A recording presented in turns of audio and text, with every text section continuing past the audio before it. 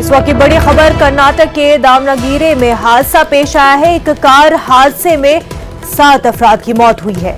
NH 50 पर यह हादसा पेश आया है। एक खातून की हालत तशवीशनाक बताई जा रही है। ये लोग बेंगलुरु से लौट रहे थे।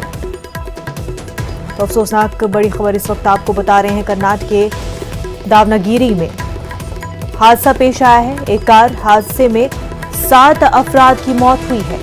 NH 50 पर यह हादसा पेश आया है, जिसमें एक खातून की हालत तशवीशनाक बताई जा रही है। ये लोग बेंगलुरु से लौट रहे थे। कर्नाटक के दावणगेरे में कार हादसा पेश आया है, जिसमें 7 अफराद की मौत हुई है।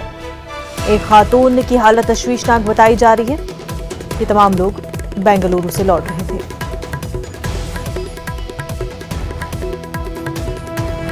कर्नाटक के दावणगेरे में यह हादसा पेश आया है।